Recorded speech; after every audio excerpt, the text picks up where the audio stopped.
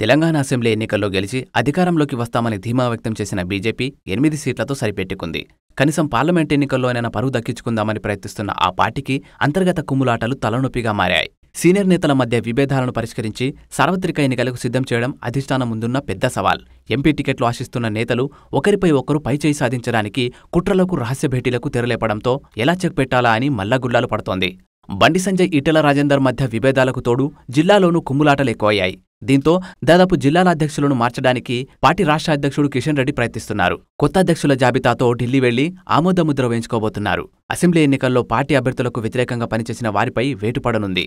అలాగే అగ్రనేతలకు వ్యతిరేకంగా అసమ్మతి గలం వినిపిస్తున్న వారికి కూడా పక్కన పెట్టనున్నారు. కరీంనగర్లో బండి సంజయ్ వ్యతిరేకులు ఇటీవల భేటీ కావడాన్ని కిషన్ రెడ్డి తీవ్రంగా పరిగణిస్తున్నారు.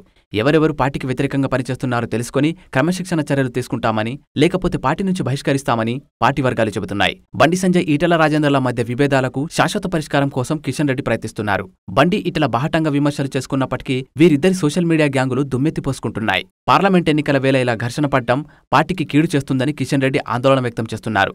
2019లో గత పార్లమెంట్ బీజేపీకి రాష్ట్రంలో 4 స్థానాలు దక్కాయి. ఈసారి మరో 6 సీట్లు సాధించాలని లక్ష్యంగా పెట్టుకుంది. కేంద్రంలో మోదీ హ్యాట్రిక్ కొట్టడానికి వీలుగా తెలంగాణ నుంచి తమ వంతు ప్రయత్నం చేయాలని రాష్ట్ర నేతలు భావిస్తున్నారు.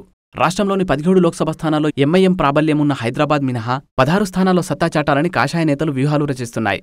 సిట్టింగ్ ఎంపీలైన బండి సంజయ్, కిషన్ రెడ్డి, ధర్మపురి అరవింద్, సోయా బాపురావులకు ఈసారి కూడా టికెట్లు గ్యారంటీ అని వార్తలు వస్తున్నాయి. మాదిగ రిజర్వేషన్ పోరాట సమితి నాయకుడు మందకృష్ణ మాదిగ కూడా టికెట్ కన్ఫర్మ్ అయిందని చెప్తున్నారు. ఆయనకు టికెట్ ఇవ్వకపోతే ఎస్సీ వర్గీకరణ చేపడతామని మోదీ ఇచ్చిన హామీకి విలువ లేకుండా పోతుందని భావిస్తున్నారు. సిట్టింగులకు మందకృష్ణకు కలిపి 5 టికెట్లు భర్తీ అయినట్టే కనిపిస్తోంది. మిగిలిన 11 సీట్లకు పోటీ తీవ్రంగా ఉంది. మొదటి నుంచి పార్టీని అంటిపెట్టుకుని ఉన్న వారికి, బయట పార్టీల నుంచి వచ్చిన వారికి ప్రాధాన్యం ఇవ్వాల్సి ఉంటుంది. అసెంబ్లీ ఎన్నికల్లో ఓడిపోయిన ఈటెల రఘునందనరావులకు టికెట్లు ఇవ్వక తప్పని పరిస్థితి నెలకొంది. కొండా విశ్వేశ్వర్రెడ్డి కాంగ్రెస్లోకి వెళ్తారని ప్రచారం జరుగుతున్నా అలాంటిదేమీ లేదని ఆయన అంటున్నారు. మొత్తానికి బలమైన రాజకీయ నాయకులకు 10 టికెట్లు కన్ఫర్మ్ కానున్నాయి. మిగిలిన 6 టికెట్లకు మధ్యశ్రేణి నాయకులు తీవ్రంగా పోటీ పడుతున్నారు. పోటీ చేసే అన్ని చోట్ల గెలుపు గ్యారంటీ కాదు. పార్లమెంట్ ఎన్నికల్లో కాంగ్రెస్, బీఆర్ఎస్ కూడా అన్ని శక్తులు ఒడ్డి పోరాడనున్నాయి.